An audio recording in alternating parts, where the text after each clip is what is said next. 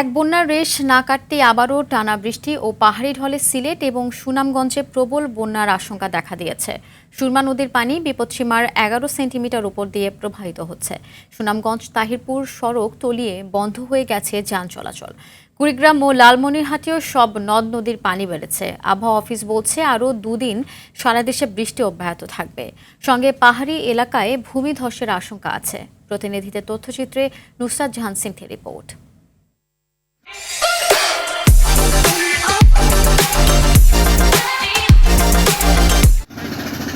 প্রথম দফার বন্যার রেশ কাটতে না কাটতেই বৃষ্টি ও পাহাড়ি ঢলে সুনামগঞ্জে আবারও বন্যার আশঙ্কা দেখা দিয়েছে। জেলার সব নদ নদীর পানি বাড়ার পাশাপাশি সুরমার পানি বিপদসীমার উপর দিয়ে প্রবাহিত হচ্ছে। সুনামগঞ্জ ও চেরাপুঞ্জিতে ভারী বৃষ্টি হওয়ায় নিচু এলাকায় পানি ঢুকতে শুরু করেছে।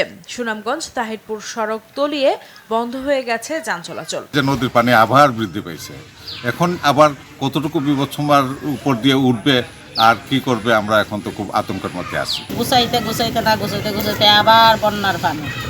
তো রাগ করি ভাইতেছেন না, খাইতে পাইতেছেন না, রানতেও পারেন না, এখন কত কষ্ট তারা দিন যায়। এই যে পানি আনছি হয় এগুলো তো মনে হয় আমরা সাহায্য পাই না, কিছু পাই না। এই পানি ধরে আমরা ঘোরাঘুরি করি, কষ্ট করি।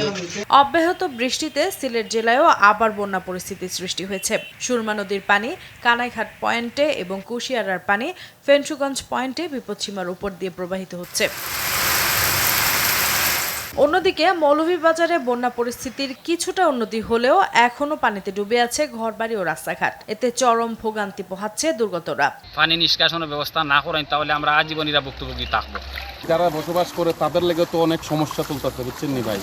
ভারী বৃষ্টিপাত আর উজানের ঢলে কুড়িগ্রামে তিস্তা, ধরলা, দুধকুমার, ব্রহ্মপুত্র সহ সবকটি নদ নদীর পানি বেড়েছে।